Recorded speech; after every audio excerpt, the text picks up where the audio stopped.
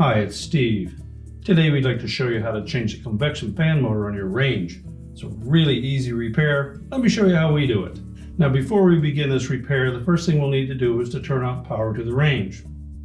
So you either pull it far enough forward that you can unplug it, or locate the electrical panel, turn off the appropriate breaker, or remove the appropriate fuses, and then we can start the repair. Now that we've disconnected the power, our next step will be to remove the oven door. That gives us easier access to work inside of the oven. So simply open it completely. We'll remove the two oven racks to get those out of the way. And just set those aside. Now to remove that door, we need to engage these two stops, one on either hinge. So using a small flat blade screwdriver, I'm just going to pry those out of the opening and then push them flat down onto the hinge as far as they will go. Do the same for both sides.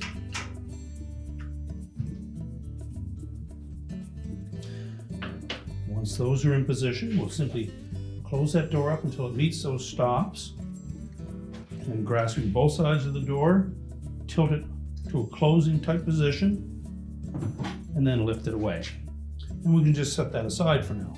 Now with the oven racks and the oven door out of the way, we have better access to removing this cover over the convection fan assemblies. We need to remove two screws, one at the bottom and one at the top.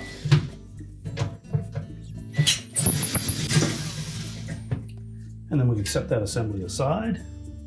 Now next we'll need to remove that fan blade. So using a 9mm nut driver, we'll just grasp one of the blades of the fan. And there's a left-hand thread on that retaining nut, so we're going to turn it clockwise to loosen it.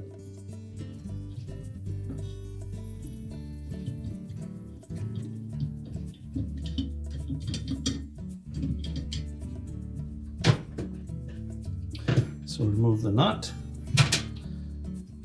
the fan blade, and then pull the spacer off of the shaft. And we'll set those aside so that we can install on the new motor. Now next we'll go to the back of the range and remove the back panel. Now with the back panel removed, our next step will be to disconnect the wire harness to that convection motor. Simply pull the harness off of the motor terminals. And then we'll remove 3 screws that secure the mounting bracket to the back wall.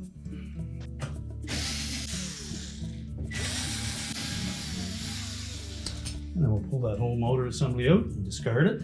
Now when installing the new motor assembly, we want to make sure that we have that little cup installed over that E-ring.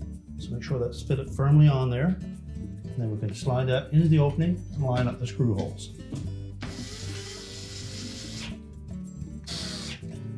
Now once we have all 3 mounting screws secure, we're ready to reattach the wire harness. And now we can put the back panel on. Now when reinstalling that back panel, we want to make sure that we line up those hooks with the slotted openings up close to the top.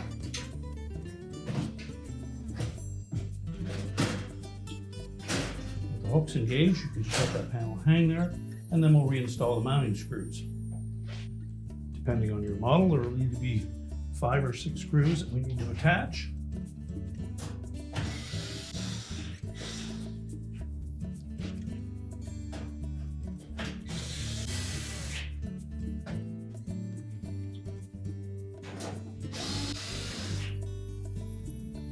And now we're ready to push the range back into place.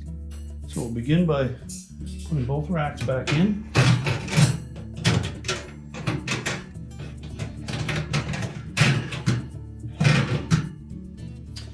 And then we're ready to put the door on. Now when inserting the door, make sure that we get it all the way into those openings.